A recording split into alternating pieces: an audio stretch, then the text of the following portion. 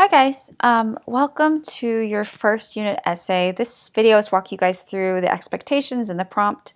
You guys have read a number of different accounts of this new quote-unquote American identity in the text that you read in this unit. So these are the ones that took place up to, from the Civil War to World War I.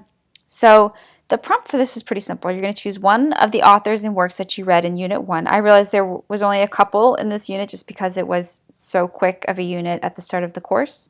But you're going to write a short analysis of that work, examining at least one literary element. So that could be anything: theme, symbolism, tone, dialogue, allusions, foreshadowing, irony, whatever you want it to be, metaphors. You're going to really look at how that work uses that element to convey a certain meaning. Now, I say one because I want you to really focus on at least one. In all likelihood, you should bring in a couple more. You should maybe look at 2 or 3. So this is kind of goes with the typical essay structure of like an introduction, 3 main ideas, and a conclusion.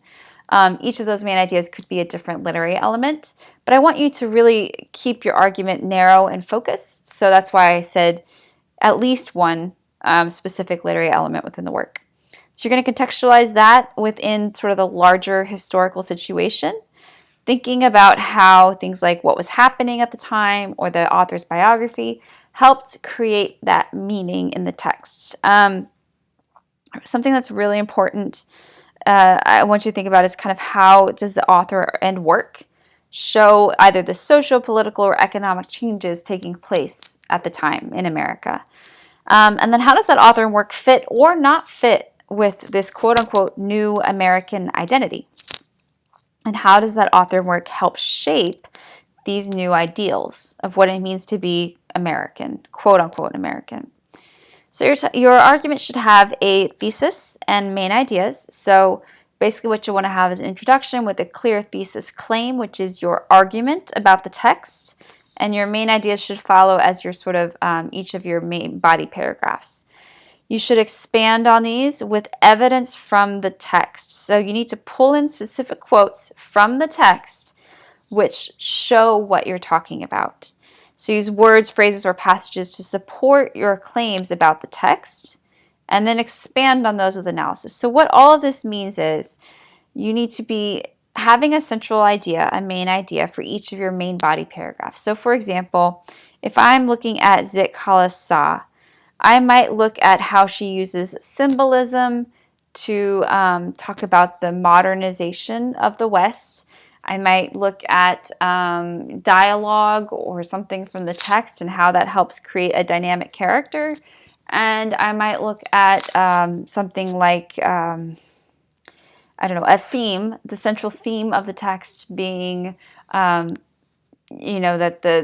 the whitewashing of the West was very damaging to Native peoples.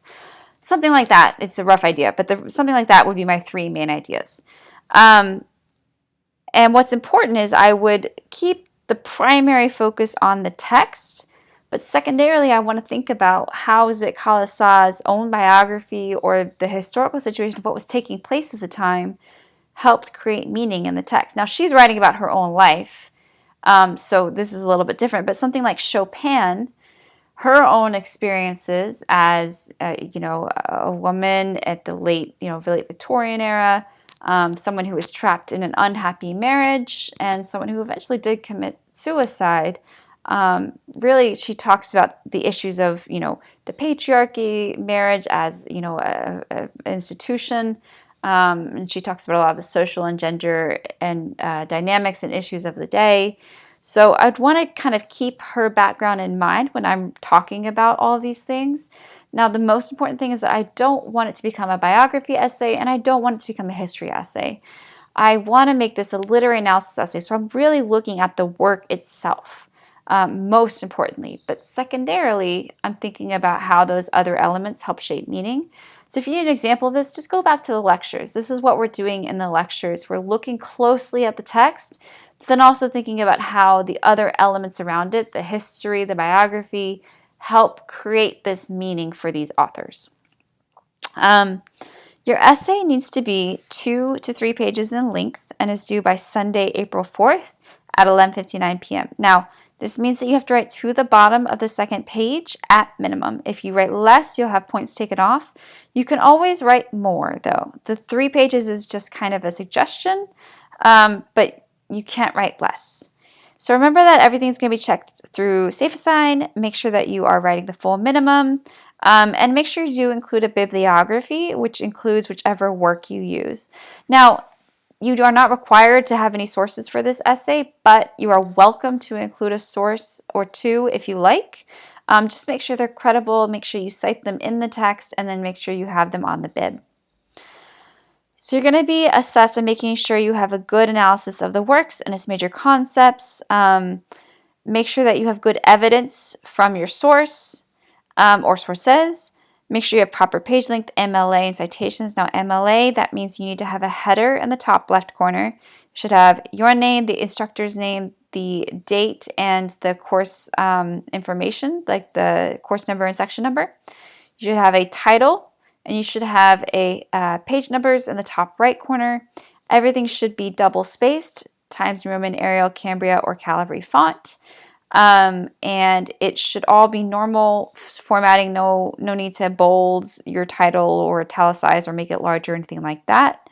And 1-inch margins all around. Make sure you have citations inside the text as well. So that means typically author's last name and page number, or once you introduce the author, just the page number.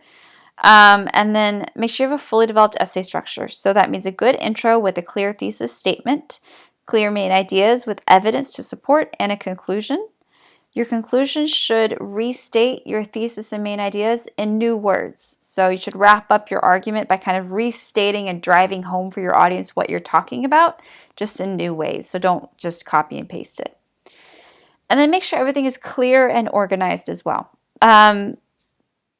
One thing I did want to note before I kind of talk through the ways in which you could go about this, make sure that when you submit your essay, you can actually see it render on the screen.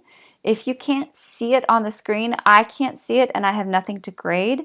So you can resubmit as many times as you need up until the deadline, but you do need to make sure that it is visible on the screen so that I absolutely have something to grade. So some ways you could go about this, some things you could think about in terms of literary elements. Think about things like characterization. So think about who's the protagonist, who's the antagonist. Are they flat? Are they round? Are they dynamic? Why? Think about literary devices like similes, metaphors, personification, foreshadowing, irony. Think about the dramatic structure. So where is the exposition, the rising action, the climax, the falling action, the resolution? What's the conflict? It could be man versus society, man versus nature. Think about the POV, so the point of view. Are you talking about first person? Are you talking about third person omniscient? And then think about literary concepts like themes, motifs, allusions, so on and so forth, symbols. And again, all of this is just suggestions to help you. I do not expect you to cover all of this. This is just things you can think about. And like I said, you'd probably want to pick out about 3 main literary elements that you want to talk about in your analysis. And then, like I said, secondarily, look at the historical context. So think about the author's biography. Think about the historical events surrounding the text. Think about the ethical, moral, or social issues that were taking place at this time, so on and so forth. So this is purposefully broad because I want you guys to be able to talk about what you want to talk about and whichever work you want to talk about and resonated most with you. This is not a long essay.